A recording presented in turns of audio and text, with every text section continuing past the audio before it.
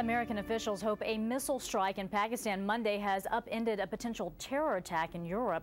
5 German militants were reportedly killed in the strike along Pakistan's border with Afghanistan. Officials say a terror cell made up of British and Germans was operating in that region, and they're said to be behind a terror plot that put Europe on alert this week. On Monday, 3 more nations joined the United States in advising their citizens to be on alert while traveling in Europe.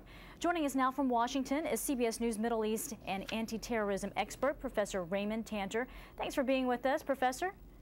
Thank you, Betty. First off, I want to ask you, how serious is this threat?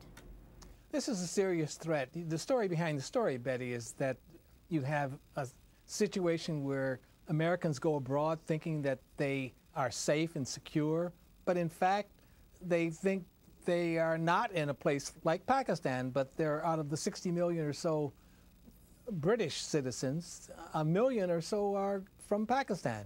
So you have people going back and forth between Great Britain and Pakistan, between Germany and Pakistan.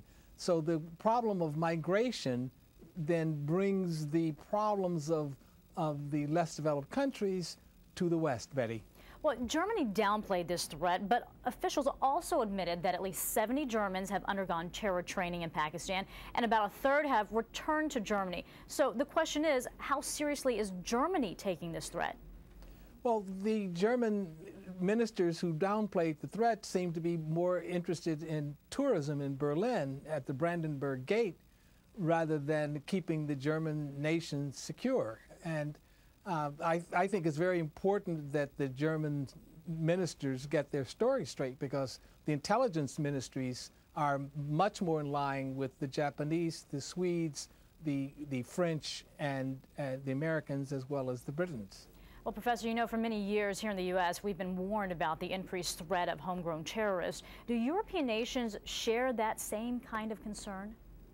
Well, the European nations are far ahead of us in worrying about the homegrown threat, because they have not assimilated their Muslim citizens as much into the European countries than has been the case in the United States.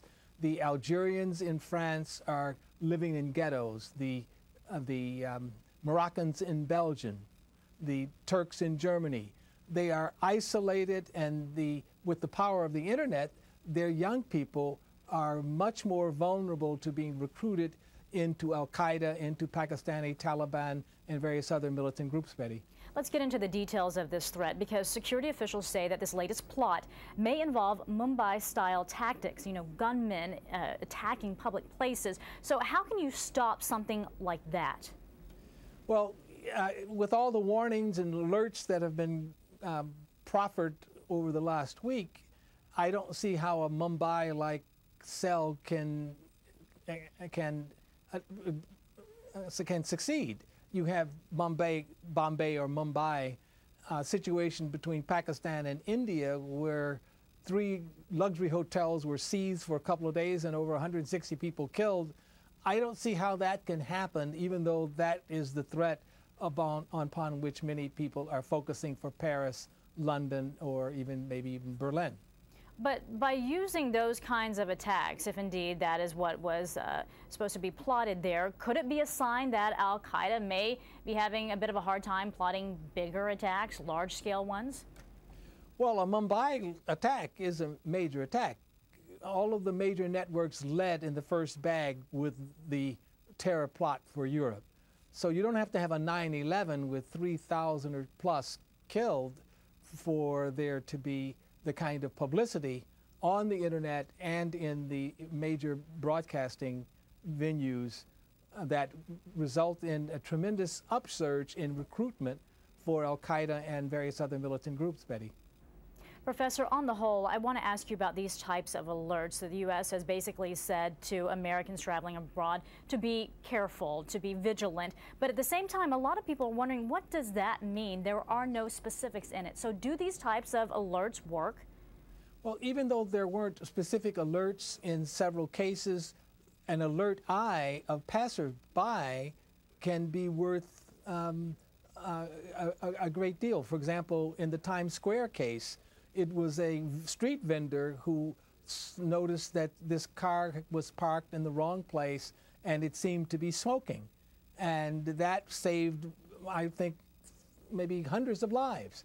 And you had a situation in Piccadilly Circus in London where another car was smoking and a passerby noticed it. So you have, remember the underwear bomber in December 2009 in Detroit.